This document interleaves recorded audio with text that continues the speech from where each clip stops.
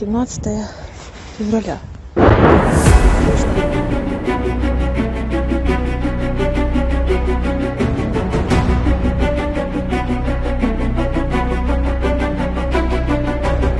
Киев пытался силовым способом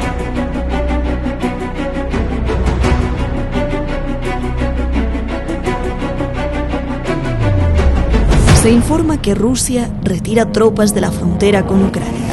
Подразделения Южного и Западного военных округов, выполнившие задачи, уже приступили к погрузке на железнодорожный и автомобильный транспорт и сегодня начнут движение в свои воинские гарнизоны. Estados Unidos, la OTAN y aliados dicen que Rusia está mintiendo. Dicen que el plan de Putin es quedarse con Ucrania. They have enough troops and enough capabilities to launch a full-fledged invasion of Ukraine with very little or no warning time. And that is what makes the situation so dangerous.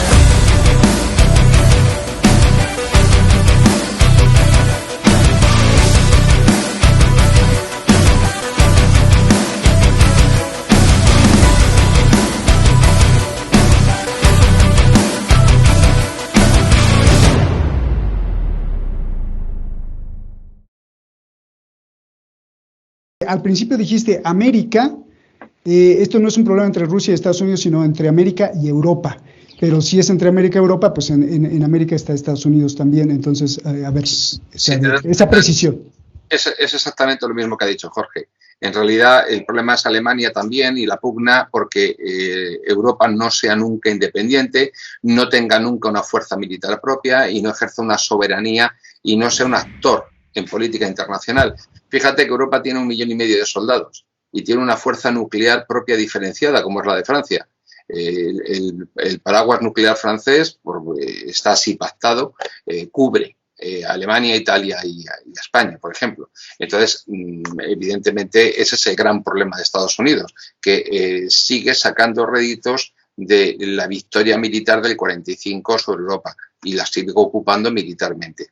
Cuestiones que quería apuntar. En la misma dirección que ha marcado Jorge, tienes la cuestión del cuarteto de Normandía, que son Rusia, Ucrania, Francia y Alemania. Estados Unidos no está, que son los que lograron los acuerdos de alto el fuego de Minsk, Minsk I y Minsk II. Luego, una cuestión fundamental. Todo este tema está provocando también, una vez más, al igual que ha ocurrido con las presiones que recibe Europa también por parte de Rusia, con el tema de la crisis de los misiles, perdón, de los inmigrantes, como también desde la propia Turquía. Europa es un continente envejecido porque se ha sustituido, se ha incorporado a la mujer al ejército de reserva industrial, concepto marxista. No ha habido, por lo tanto, madres. Tenemos obreras y trabajadoras, pero no tenemos madres. No tenemos natalidad. Como consecuencia, una economía de permanente crecimiento ilimitado, que es la capitalista moderna, precisa de nueva mano de obra, de más trabajadores en el ejército de reserva industrial y socapa bajo excusa del progresismo humanitarista, resucita el tráfico de esclavos en el Mediterráneo e importa trabajadores de África, Asia y de América. De tal manera que, si te das cuenta, existe una plena convergencia entre los intereses del capitalismo europeo y las fuerzas que se autodenominan progresistas. Por aquí de vez en cuando en el programa aparece alguno, que coinciden plenamente. Por eso, desde los medios de comunicación permanentemente se jalea a la Open Society, a Open Arms, al Rainbow Warrior y a toda la panda de estos de las chanclas y de los pendientes que andan por ahí recogiendo gente en medio del mar. Entonces, sí, porque son lo que son. Entonces, son, para empezar, antieuropeos, son contrarios a sus sociedades, son verdaderamente racistas porque consideran, como siempre, que tienen que resolver la vida del prójimo, pero, por ejemplo, dicen, es que los inmigrantes vienen a Europa a pagar las pensiones, ya, ¿y quién se las paga? Sus abuelos en sus países de origen. Porque nosotros lo que estamos haciendo, el capitalismo europeo, lo que está haciendo es robarle la mano de obra a los países emergentes o en vías de desarrollo. Bien, entonces esta cuestión de esta crisis está provocando también la ruptura de la Unión Europea de alguna manera. Por ejemplo, desde Hungría se está planteando una política independiente al margen de Bruselas para satisfacer su propio mercado energético. ¿Por qué no lo pueden asumir? No pueden asumir el coste de esta política. Sobre todo porque si pensamos que quien está en Bruselas como responsable de política exterior es Josep Borrell, miembro del Partido Socialista Español, y patético, desde aquellos tiempos en que le pillaron con los chalés cuando trabajaba en la Hacienda Española y con los chanchulleos y tal. Vamos a ver, Lavrov, que es un tipo con más conchas que un galápago, duro y correoso, que genera antipatías por doquier, sibarita, amante de los trajes ingleses y de los buenos puros cubanos, pues se rió de él en su cara el día que se paseó por Moscú, le expulsó ocho funcionarios nada más ese día, solo para ponerle en ridículo. De todas maneras, es un tipo muy curioso porque en la última reunión con la responsable de Asuntos Exteriores británica se dedicó a reírse de ella, que es algo que se le da muy bien, y le preguntó si reconocía la soberanía de Rusia sobre Rostov y Voronezh. Y la otra señora, que no parece muy curtida y muy ducha en geografía, el día que en su colegio explicaron geografía rusa, ese día tenía gripe y no pudo ir, dijo que no lo reconocía. Y el otro se partía de risa porque ni Rostov ni Voronezh están en las repúblicas del Donbass. Son plenamente rusas desde siempre. Entonces ya decía, pues si no sabes ni de lo que hablas, ¿no? Vienes aquí a lo que vienes, a liarla, no vienes a negociar nada. Entonces la ruptura de la Unión Europea es una cuestión fundamental porque eso debilita a Europa y eso sirve a los intereses y a los fines de Estados Unidos. La otra cuestión es que aquí, a partir sobre todo de 2014, de la recuperación de Ucrania, de las sanciones que Occidente le impuso a Rusia, ha habido una relación no de dependencia de Alemania o de los países centroeuropeos respecto del gas ruso. Ha habido una interdependencia. Unos dependían de la energía y los otros dependían del dinero para superar las sanciones rusas. Te recuerdo, por ejemplo, todos los esfuerzos que hizo la Unión Europea para conseguir salvar el bloqueo antiiraní del sistema SWIFT y la prohibición de comercio mundial y no lo consiguió. ¿Por qué? Porque aquí hay dos cosas que siguen en manos de Estados Unidos sí o sí, que son, por un lado, el sistema SWIFT, el sistema a través del cual se pueden hacer los pagos del comercio internacional, y las agencias de calificación de deuda.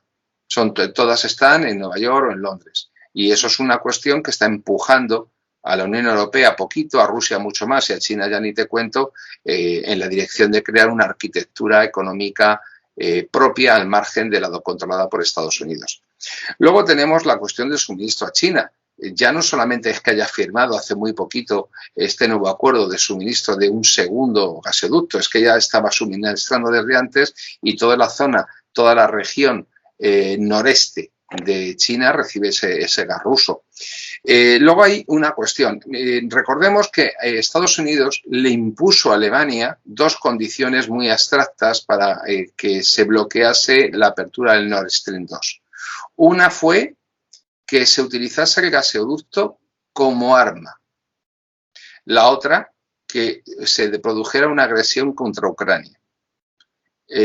Bueno, si Estados Unidos necesita bloquear el Nord Stream 2, necesita o que Rusia utilice como arma el Nord Stream 2, cosa que es algo muy abstracto, muy difuso y de difícil determinación, o que de repente pueda ocurrir un evento que le permita decir que Rusia ha agredido a Ucrania y por lo tanto abunda en razones para bloquear el Nord Stream 2. Esto quizás explique la tan cacareada invasión y anunciada como inminente desde hace 6 meses. Yo se lo decía a Jorge antes de empezar el programa, yo todos los días cuando salgo a tirar la basura en mi casa, miro a ver si veo algún tanque ruso por la calle, no sé que me vaya a pillar al pasar, porque como es tan inminente, pues igual no me da tiempo a volver a casa antes de tirar la basura. Pero llevo 6 meses mirando y no pasan tanques rusos por aquí, no sé por qué. Entonces esas son las condiciones. Y luego tenemos una cuestión importante que voy a tocar ahora, que es el otro suministro de gas que han manipulado los americanos, y una cuestión importante. Ya el planteamiento de una eventual alianza ruso-alemana, yo más que Marx, que no es muy sujeto de mis simpatías, me refería a Oswald Spengler, el filósofo de la historia, y al padre de la geopolítica, Karl Haushofer, porque ambos plantearon esto como un potencial invencible a nivel mundial. La creación de ese imperio indoasiático, euroasiático, desde Gibraltar hasta los Urales.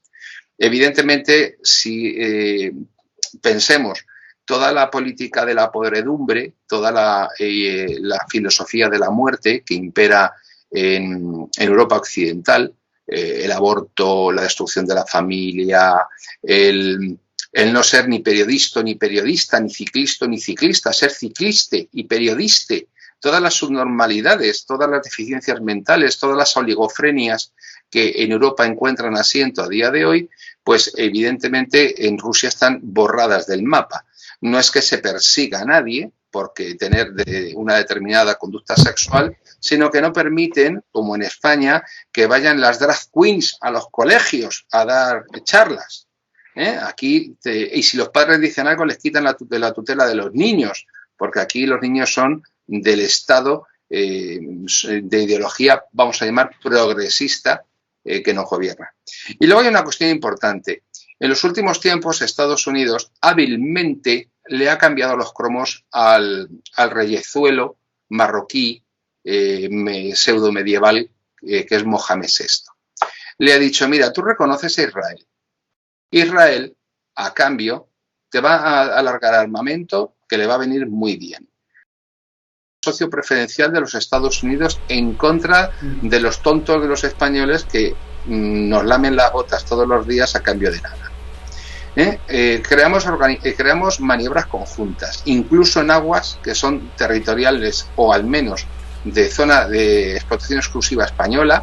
Planteas negocios en aguas españolas, que no te preocupes que nosotros te amparamos. Y además te has convertido en uno de nuestros principales clientes de la industria de armamento.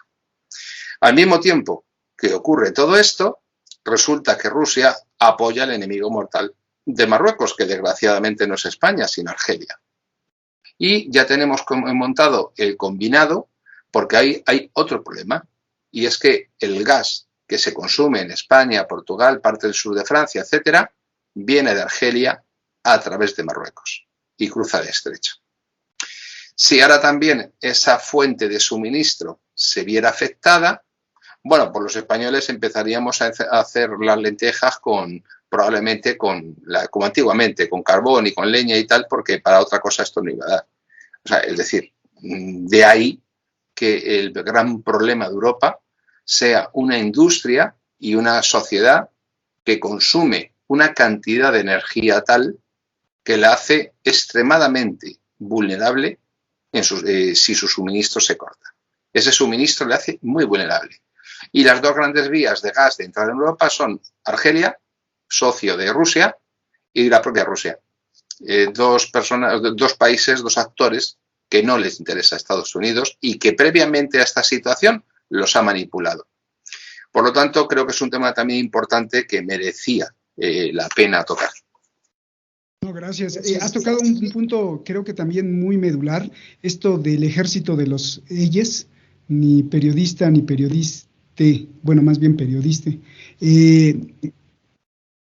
Esto te pregunto, querido Francisco, ¿esto quiere decir que no hay globalistas de estos dentro de Rusia o dentro de China? Esa es una pregunta que viene ligada con la otra. Es evidente que toda esta ideología de los Eyes y de Google pintado de colores está proponiendo un gobierno mundial, o que le tira en su objetivo en el futuro a un gobierno mundial en donde no existan ni Rusia, ni Estados Unidos, ni una Alemania independiente, ni países independientes, sino que fuera un gobierno mundial del cual pues muchos protestarían, pero los quieren aplastar. Te pregunto otra vez, ¿este tipo de gente no está infiltrada no solo en Washington, sino también en Moscú y en Pekín? Tradicionalmente en Pekín lo han tenido mal, porque la posibilidad de pasar desapercibido en Pekín es poca, porque es que en Pekín o eres chino o eres chino. Es difícil que si no eres chino pases por chino. Ahora, sin embargo, en Francia, Nicolas Sarkozy, que es un judío de origen húngaro, puede pasar por francés. Y este tipo de extrema derecha sionista, como es Zemmour, candidato a las presidenciales francesas, que va a la sinagoga todos los sábados, también pasa por francés. y clama contra la islamización de Europa. Pero claro, ahí sí pasan por franceses. Basta con asearse un poquito, ponerse una corbata y casi pareces europeo, aunque seas asiático.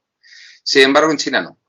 En Rusia ha ocurrido lo mismo, pero en Rusia tienen una serie de factores cohesionadores, porque Rusia, para empezar, es una nación multirracial. Esa sí que es multirracial, no unirracial por mestiza, sino que es multirracial porque existen distintas nacionalidades en su interior desde hace muchísimo tiempo y precisamente la etnia caucásica rusa, los rus de antigua descendencia nórdica, están en retroceso, pero es mucho más difícil. Y fíjate que cuando algún empresario de comunicaciones se le ha querido ir la mano con Putin, pues se le ha cortado en seco. Y esto no significa que Putin sea ni antisemita, ni antijudío, ni nada por el estilo. Al contrario, protege muchísimo el culto judío en Rusia. Pero, por ejemplo, está haciendo fracasar todos los ataques de Israel sobre Siria a partir de la guerra electrónica últimamente. ¿Por qué? Porque ya se han pasado bastante. Entonces, Putin tiene perfectamente definida lo que es la nacionalidad rusa y la sociedad rusa también. La sociedad rusa, no quiero recomendar ningún documental concreto porque no es producido por Detrás de la Razón, pero últimamente se han hecho algunos documentales muy interesantes que muestran la realidad rusa, la realidad nacional rusa. Y ese matiz es importante. Rusia tiene un sentimiento nacional, un destino común, un propósito político y un proyecto de futuro. Europa, más allá del Día del Orgullo Gay y más allá del 8 de marzo y de que el violador eres tú, periodista, pues no se me ocurre qué más tiene que ofrecer. Esto es como un parque de atracciones lleno de golosinas para enseñárselas a los que vienen de fuera, pero cuidado, no se las van a dejar. Cuando alguien viene a Europa desde fuera, resulta que sigue siendo tan excluido y se convierte en lo que hoy día y en Europa sí consigue trabajo, que es un trabajador pobre. Yo insisto,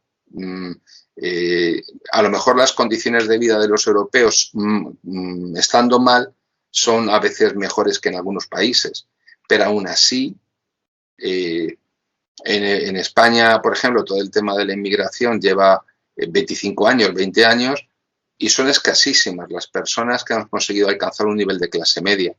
En Francia, en Bélgica, en Alemania, en estos países, más o menos 3/4 de lo mismo. Las segundas y terceras generaciones no han podido integrarse en una sociedad equivalente, común, ¿no?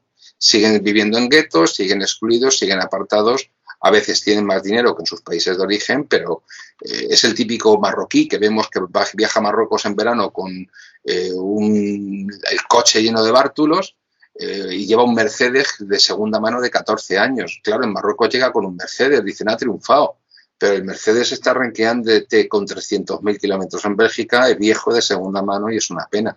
Es decir, las situaciones aquí en Europa a día de hoy son mucho menos nítidas, mucho menos claras de lo que puedan serlo en los lugares donde están la mayor parte de tus espectadores, ¿no? Que son al sur del Río Grande mayoritariamente. Ahí pueden ser las condiciones buenas, malas o regulares, pero son más nítidas. Se pueden percibir mejor todavía. Aquí no. Aquí todo es, para el que no vive aquí, para el que no conoce la realidad europea, todo es como muy confuso. Bien. Regreso contigo, Francisco, para la pregunta final. ¿Qué sigue? Y te la dejo ahí para que la vayas masticando. ¿Qué pasa si Bolsonaro se reelige? Putin, pues obviamente permanece y regresa Trump. Sería, no sé, ¿qué sería símbolo de qué? A ver, Jorge, ¿qué sigue? Y te pregunto esto, creo que no se habla, se cayó de callarse, de no hablar, del acuerdo nuclear con Irán. Y creo que es una pieza fundamental en lo que estamos viendo. Permíteme especular y tú me dirás si estoy muy equivocado o no estoy equivocado. Pero ¿no será que la carta fuerte de Estados Unidos es el acuerdo nuclear iraní. Es decir, si Rusia no hace lo que quiere Estados Unidos, entonces Estados Unidos le dice a Rusia, voy a proteger a Irán y voy a ayudarle a hacer lo que querían hacer desde hace mucho tiempo, el proyecto Pars 1, Pars 2, que se extienda hasta Europa para surtirle de gas a Europa y Europa deje de comprarle gas a Rusia, cosa que a Rusia no le convendría. Como ya lo dijo Francisco, pues Europa es muy dependiente de la energía. Y entonces, junto con Qatar e Irán, pues los proveedores serían desde Oriente Medio, y Rusia le dicen adiós. ¿No sería esa carta fuerte? Y que por eso es que lo han mantenido, por eso es que llegó Donald Trump, lo rompió, por eso es que lo han mantenido ahí, y justamente el día de ayer un vocero iraní dijo, estamos más cerca del acuerdo que nunca. Por ahí pueden ir las cosas. ¿Qué sigue? Tú dijiste, no va a haber guerra, pero entonces, ¿qué sigue? Por favor. Es una pregunta interesante que saca de momento la reflexión del ámbito euroamericano para llevarlo al Asia occidental. Antes de abordar eso, si me lo permites, me gustaría hacer un señalamiento en cuanto a China. China, al igual que la Unión Soviética, terminaron devastadas la Segunda Guerra Mundial. La Unión Soviética aportó algo así como 26 millones de muertos, por ejemplo, y su planta productiva casi arrasada. Y China, de Mao, la que fue la China de Mao, en condiciones similares, no tanto por las agresiones cuanto por la guerra interna entre los nacionalistas de Chiang Kai-shek y los socialistas comunistas de Mao Zedong, que ahora le dicen Mao Zedong, ¿no? Y sin embargo, y a pesar de que Estados Unidos había terminado la guerra triunfante y sin el menor daño en su territorio, en su planta productiva, en su economía, al contrario, ¿no?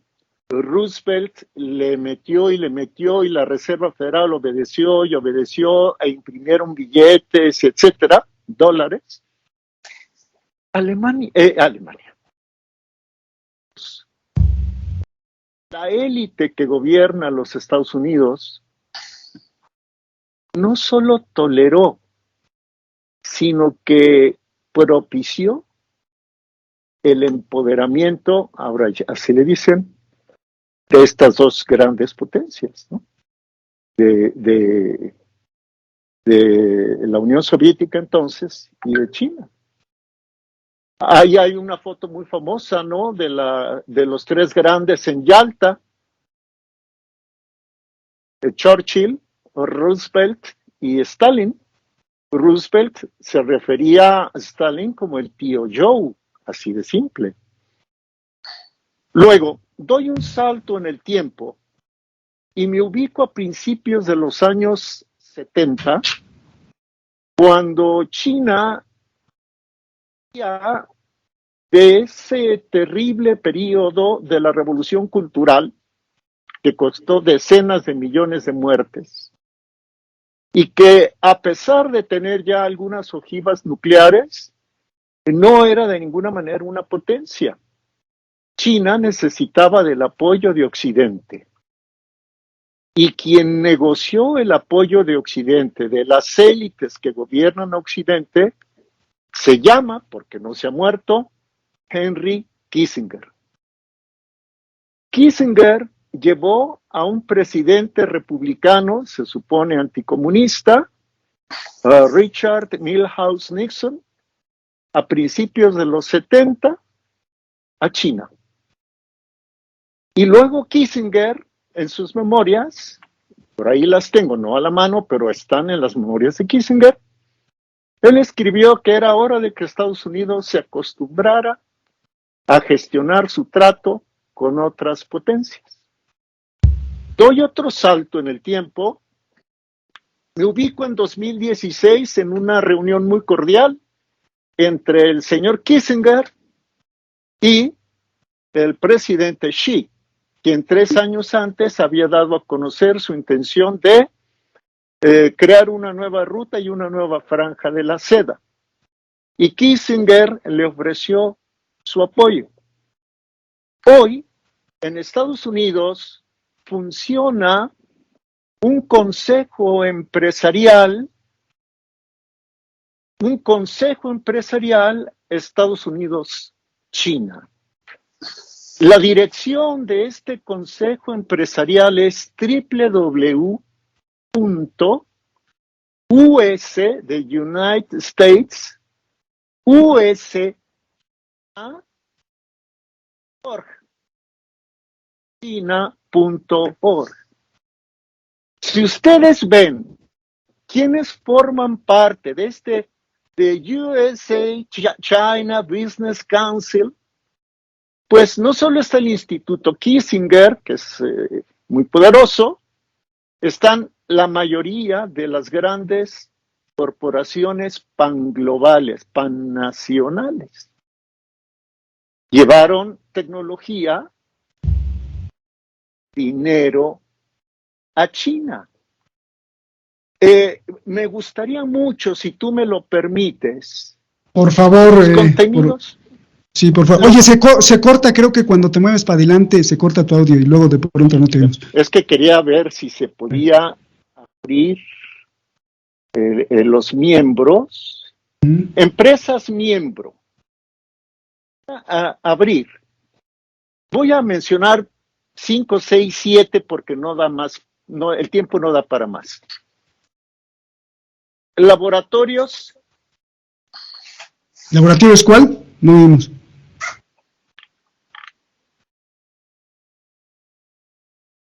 Joder. Farmacéutica. B&B. Dándolos sobre la marcha. A ver si les suena la palabra de este nombre que voy a pronunciar. Grupo Albright Stonebridge. De Madeleine Albright, secretaria poderosísima de Estado. Otra, compañía American Express. Oye, ¿sabes qué? Curiosamente, cuando estás nombrando todos esos no se oye. Esto está muy raro. A ver aquí. A ver. Johnson & Johnson. Ok. Laboratorios. Morgan. Associated. Voy a repetir. Bueno, aquí está, por ejemplo, Amazon. Grupo Albright. Paro porque son 200 más o menos. Y están al alcance de la gente. .uschina.org y se van a donde dice about, cerca de. Entonces,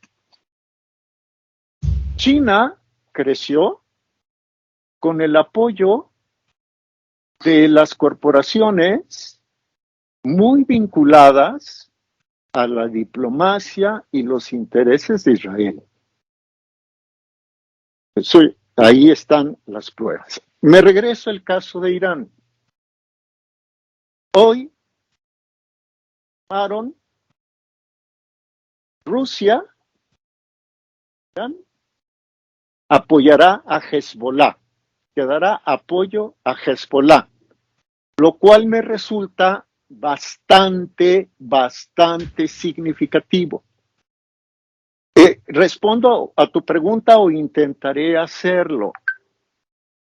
Tu servidor tiene la impresión que se separará de su alianza con Rusia y con China. Con China acaba de celebrar un acuerdo por 25 años, hace unas cuantas semanas. A Irán le conviene. La Rusia, que tiene un gobierno pro-sionista, ese gobierno pro-sionista puede hacer de las suyas en algunas partes del Medio Oriente, ¿no? Evite que deje de exigir el desmantelamiento del sistema misilístico de defensa de Irán. Me da la impresión de que Irán, con quedarse con su sistema de defensa misilístico y recibiendo inversiones y apoyo en ciencia y tecnología de Rusia, se dará por bien servido. Esa es una muy humilde percepción. No conozco Irán como tú sí lo conoces, pero quien habla considera que en realidad el papel de Irán se va a quedar así como está, como un hegemón regional, que además va a convenir al discurso sionista de Jerusalén, antes Tel Aviv, ¿no? Antes ya ves que lo movieron para acá, con el anuncio de Trump, de que bueno, ahí está Irán, y entonces eso va a convenir políticamente al régimen sionista de Israel. Es como aquí en México, ¿no? A López Obrador le convienen las críticas, porque si no, pues el tipo solamente vive para responder críticas, entonces, ¿qué va a hacer? Si en este país se callaran, dejaran de hacer periodismo faccioso y simplemente informaran y dejaran que el señor que está ahí en Palacio hablara y hablara y no hubiera resonancia, quizá otra cosa sería. Concluyo, Irán creo se hará al paraguas total de Rusia y de China. Bien, pues ya nos vamos. Francisco, pues la cereza del pastel, y te hago la pregunta explícita. Hay quienes dicen que jamás, de los jamases, veremos un enfrentamiento entre Rusia y Estados Unidos porque son parte de lo mismo, de esos que tú luego mencionas que descansan un día de la semana, cuando, no sé, vale, a ver. Bueno, siempre hay un poco de eso, pero también un poco de todo, ¿no? Con lo cual, enfrentarse se han enfrentado, pero es como todo, cuestión de familia, el poder es el poder, la geopolítica es la geopolítica, pero las cosas no son tan conspiranoicas como mucha gente pueda suponer. Entonces, sí, evidentemente, hay muchos factores de influencia, ese grupo de personas que tú dices es uno, hay otros. China, por ejemplo, es un factor nuevo y que no se ve influido de esa manera, y hay muchos elementos en el mundo, no solo uno. Es decir, yo nunca pienso que haya una conspiración terrible de gente muy mala con capirote en una cueva por las noches pensando cómo hacer la puñeta al resto. No, creo que hay gente con mala leche, eso es cierto, pero no toda y no en todos los sitios. Y que incluso entre los buenos no todos no son buenos y entre los malos todos no son malos. En todas partes hay toda clase de gente. Menos en Extremadura, que tenemos a Cortés y a los que somos de su familia, que fuimos a hacer la puñeta a México, y a López Obrador y a su señora la chilena, que no les dejamos comer guaraches. Y claro, ahí está la cosa. Pero salvando eso, que lo digo para molestar, esa es mi intención, y además me encanta que me den el poder de molestarles. Eso de que me insulten y me ofendan significa que les duele. O sea, que pienso seguir haciéndolo constantemente. Os vais a fastidiar. Con lo cual yo voy a seguir disfrutando de lo mío. Entonces, bueno, pues no creo que sea conspiranoico. ¿Enfrentamiento en este tema?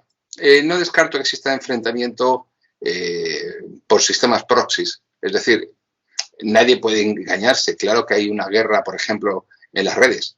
Hay una guerra clarísima.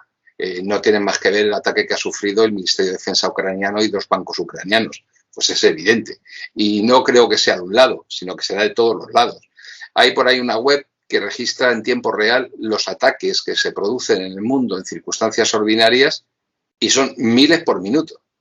O sea que a partir de ahí, imagínate. Pero fuera de ahí, una guerra nuclear en la forma que Hollywood nos lo ha dibujado, en la que los cohetes tal cual van, vienen, no lo veo. No lo veo, sobre todo porque ahora mismo en ese aspecto de la tecnología Estados Unidos va por detrás. Le han pasado dos cosas muy malas en poco tiempo. Una ha sido la detección de un submarino del tipo Virginia en las maniobras del Pacífico, que es su modelo más moderno, y la otra es que en el proceso, ese proyecto de militarización del espacio, China va muy por delante. Y en cuanto al desarrollo de tecnología hipersónica, Rusia también. Entonces, las cosas no están como para ponerse bravos ahí a tirar misiles. No lo veo. Pues te agradezco mucho, Francisco, ya nos vamos. Jorge levantó la mano, rapidito ahí para que apuntes eso. 30 segundos, 29-28. El 14 de febrero, en México, Día del Amor y la Amistad, el canciller Scholz, el nuevo jefe de gobierno de Alemania, estuvo en Kiev y se reunió con el presidente ucraniano Zelensky. A Zelensky le prometió créditos por 150 millones de euros y otros 150 millones de euros en préstamos probables, y dijo que su país y Europa habían apoyado últimamente a Ucrania con 2.000 millones de euros. Ojo con la cantidad, pero no quiero llegar a eso. A lo que quiero llegar es que Scholz, delante de Zelensky dijo: no sé por qué el gobierno ruso ha hecho un problema de la situación de Ucrania y la OTAN. Palabras más, palabras menos. Y Scholz dijo: no está en la agenda de la OTAN. Ojo, el canciller alemán dice: no está en la agenda de la OTAN la incorporación de Ucrania a la Alianza del Atlántico. Entonces, esto es más histeria, Roberto. Muchísimas gracias. Y como siempre... Perdón, Roberto, es que si Ucrania entrase en la OTAN, significaría que podría invocar el artículo 5 del Tratado de la Alianza con el tema de Crimea. Y eso significaría la guerra entre la OTAN y Rusia. Entonces, lo de entrar no es una cuestión de la finlandización de la OTAN, como se hizo con Finlandia, es crear un espacio solamente neutro. Es que la incorporación de Ucrania a la alianza casi nos conduce a un casus belli inmediato. Claro. Pues les agradezco mucho por poner en claro esto.